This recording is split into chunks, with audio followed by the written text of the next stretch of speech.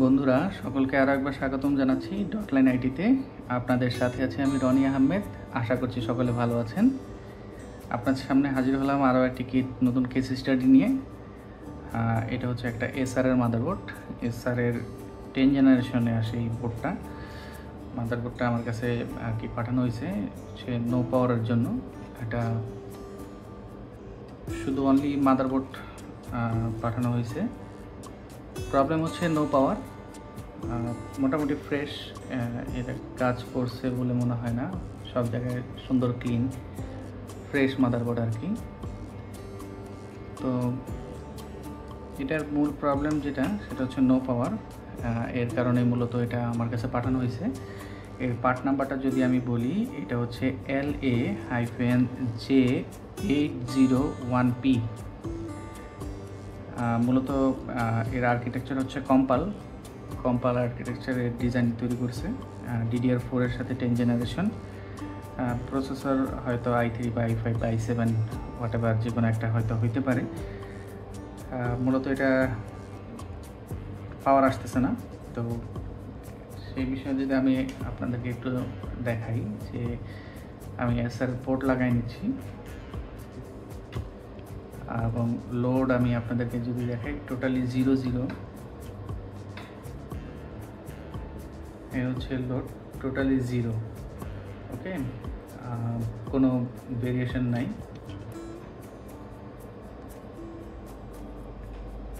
ওকে, এটা load totally 0 বন্ধুরা, আপনারা যেমনটা দেখলেন।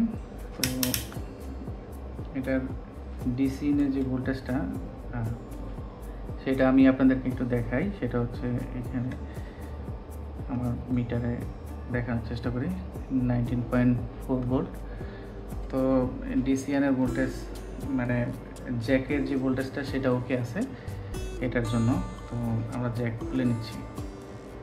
তো এটাতে পাওয়ার নাই। তো পাওয়ার না আসার বেশ অনেকগুলো লজিক আছে, অনেকগুলো কারণ আছে। তো সবচেয়ে মোস্ট ইম্পর্ট্যান্ট যে বিষয়টা সেটা হচ্ছে শর্টিং প্রবলেম। যদি মাদারবোর্ডে শর্টিং প্রবলেম হয় তাহলে তো পাওয়ার আসার কোনো চান্সেস নাই বললেই চলে। তো আগে আমরা এটা শর্টিংটাই চেক করি। কথা না বাড়িয়ে বন্ধু চলেন কাজ শুরু করি। ওকে, আমি ওমসে সেট করে নিলাম। তো মোটামুটি যে কয়েলগুলো আছে আগে আমরা কয়েলগুলোই চেক করে দেখি। এইখান থেকে শুরু করি।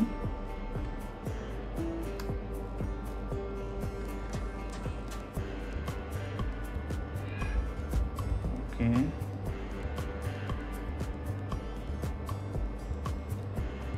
এই কয়েলটা শর্ট দেখাচ্ছে, পুরো 0 হয়ে যাচ্ছে আর কি। এটা হেলদি আছে, এটা হেলদি আছে। আর এইখানে আরেকটা আছে কয়েল, এটাও হেলদি আছে। এই পাশে আরেকটা কয়েল আছে, হ্যাঁ এটাও হেলদি আছে। এইখানে আপনার সম্ভবত 4 ভোল্টেজের জন্য 76 ওহম আসতেছে, 76। ওকে, আর এই পাশে তো কোনো কয়েল থাকার কথা না, এই পাশে কয়েল নাই। আপনারা দেখছেন বিল্ট ইন র্যামের সাথে DDR4 এর বিল্ট ইন র্যাম সাথে একটা এক্সট্রা স্লট দিয়ে এসআরের মাদারবোর্ড। এটা হচ্ছে এসআরের 10 জেনারেশনের মাদারবোর্ড। ছোটোখাটো একটি বোর্ড আর কি বলা যায়। আগের তুলনায় বর্তমান আর কি টেকনোলজি খুব ছোটোর মধ্যে আর কি চলে আসতেছে, সব কিছু ছোটোর মধ্যে। তো এই হচ্ছে, তো আমাদের এটা শর্টিং দেখাচ্ছে। তো এটা হচ্ছে 3-এর কয়েল হইতে পারে, আর এটা হচ্ছে 5-এর কয়েল হওয়ার কথা, অথবা এইটা হইতে পারে। যাই হোক, দুইটার যে কোনো একটা হবে, সেইটার কোনো বিষয় না। বিষয় হচ্ছে এটা আসলে শর্ট দেখাচ্ছে। ওকে, এইদিকে মোটামুটি ঠিক আছে, এইদিকে মোটামুটি ঠিক আছে। আর এই হচ্ছে এর ব্যাটারি কানেক্টর ওকে আছে। তো এমন অবস্থায় কী করতে পারি, আমাদের যে আগের যে রুলস যদি সহজভাবে বলি, তো এখানে কিছু ভোল্টেজ ইনজেক্ট করে দেখতে পারি। তাতে শর্ট ফাইন্ড আউট করা আর কি সহজ হয়ে যায়। অথবা আরেকটা জিনিস করতে পারেন, সেটা আচ্ছা বায়োসটা আমরা একটু চেক করে দেখি। এই হচ্ছে বায়োসের 1 নম্বর পিন, আর এই হচ্ছে বায়োসের 4 নম্বর পিন। তো বায়োসটা এখানেই দেওয়া আছে, বায়োসটা আপনারা দেখছেন, এই হচ্ছে বায়োস, মূল যে বায়োস, একটা 1 বায়োসের হয় এটা। তো 4 তো গ্রাউন্ড হয়। তো এই হচ্ছে 8 নাম্বার পিন। আসলে বায়োসের 8 নাম্বার পিন যখন মিটারে 0 দেখায় বা বিপ করে, তখন আর কি কেমন জানি ভিতর থেকে একটা হতাশা চলে আসে। যদি 8 নাম্বার পিন আসলে বিপ করা বা কি বলবো, এটা হইলে আসলে অধিকাংশ আপনার প্রসেসর বা কন্ট্রোলার এই দুইটাই সবচেয়ে বেশি পসিবিলিটি হয় নষ্ট হওয়ার, বা মেন চিপ নষ্ট হয়ে যাওয়ার পসিবিলিটি সবচেয়ে বেশি থাকে। সেই তুলনায় এটা আর কি 0 দেখাচ্ছে। তো আমরা একটা কাজ করি, আমরা এইটাতেই আমরা মাইনার কিছু ভোল্টেজ, হয়তো 1 ভোল্ট, 1 ভোল্ট অথবা 2 ভোল্ট আমরা ইনজেক্ট করে দেখি। তো আমাদের মনে হয় শর্টটা ফাইন্ড আউট করা সহজ হবে। তো আমি একটা এক্সট্রা কেবল নিয়ে নিচ্ছি, এটা দিয়ে আমরা শর্টটাকে ফাইন্ড আউট করার চেষ্টা করব।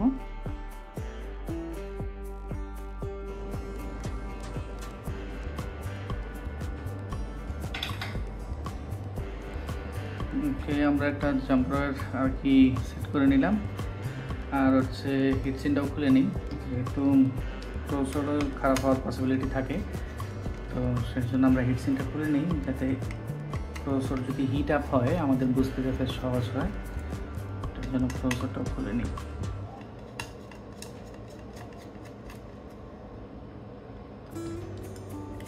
ওকে, আমরা প্রসেসরের হিটসিনটাও খুলে নিলাম।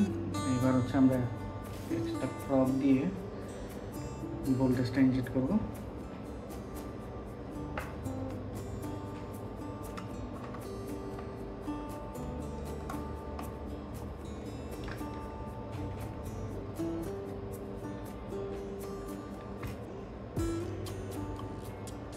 তো ভোল্টেজটা কমাই নিতে হবে, খুবই অল্প মানে ভোল্টেজ হলে হয়, 1 ভোল্ট বা 2 ভোল্ট এর মধ্যে মোটামুটি দিলেই ভালো। তো আমরা ভোল্টেজটা লাগিয়ে নিলাম। এম্পিয়ারটা যদি আপনাদেরকে একটু দেখাই, সেটা হচ্ছে আমি প্রায় 2 ভোল্টের কাছাকাছি সেট করে নিয়েছি। তো এই হচ্ছে এর এম্পিয়ার উঠতেছে, খুবই ভয়ানকভাবে এম্পিয়ার উঠতেছে। তো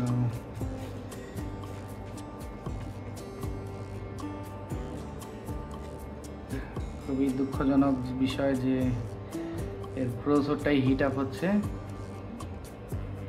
প্রসেসরটাই হিট হচ্ছে, দ্যাটস মিন যে প্রসেসরটা নষ্ট হয়ে গেছে। এর প্রসেসর আসলে চেঞ্জ করতে হবে, চেঞ্জ ছাড়া আর কোনো ওয়ে নেই, অথবা মাদারবোর্ডটা আসলে চেঞ্জ করতে হবে। তো আসলে এটা আসলে এক কথায় দুঃখজনক যে নো পাওয়ার কেসের ক্ষেত্রে যে ডিরেক্ট প্রসেসর চলে যাওয়া। আমার মতে হচ্ছে বিষয়টা হচ্ছে এমন যে এত দামি একটা ল্যাপটপ মেশিন ধরেন বা একটা মাদারবোর্ড, অনেক সময় মাদারবোর্ড নতুন পাওয়াটাও মুশকিল, পাওয়া যায় না। কিন্তু সেই ক্ষেত্রে এই হালকা শর্টিং বা এই ধরনের নো পাওয়ার কেসের ক্ষেত্রে যে অল্পতেই প্রসেসরটা চলে যাওয়া, এটা আসলে আমি বলবো যে এটা একটা দুঃখজনক বিষয়। আমার মতে ম্যানুফ্যাকচার যারা আছেন তাদের এই বিষয়ে আরও একটু ডেভেলপ করা উচিত, যে প্রসেসরগুলো যাতে আর একটু স্ট্রং তৈরি করা যায়, যে অল্প কিছু মাইনার শর্টিংয়ের কারণে বা 19 ভোল্ট শর্টিংয়ের কারণে যে প্রসেসরটা নষ্ট হয়ে যাওয়া, এটা আসলে আপডেট জেনারেশনগুলোর মধ্যে সবচেয়ে বেশি মনে হচ্ছে যে ইদানিং দেখা যাচ্ছে। তো এই বিষয়ে মনে হয় যে ম্যানুফ্যাকচাররা অবশ্যই একটু, যদি আপনারা একটু সচেতন হয়ে যে কাস্টমার লেভেল যারা আছে তাদের কথা চিন্তা করে ওইভাবে যদি একটু তৈরি করা যায়, আমার মনে হয় জিনিসটা আরও ভালো হয়।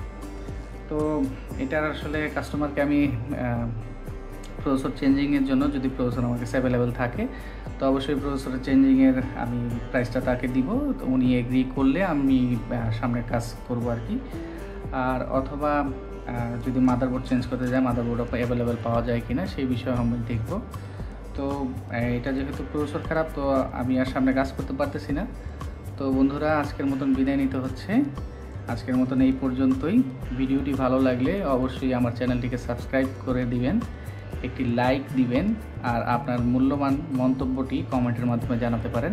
সবাই ভালো থাকবেন, সকলের সুস্থতা কামনা করে আমি আজকের মতন বিদায় নিচ্ছি।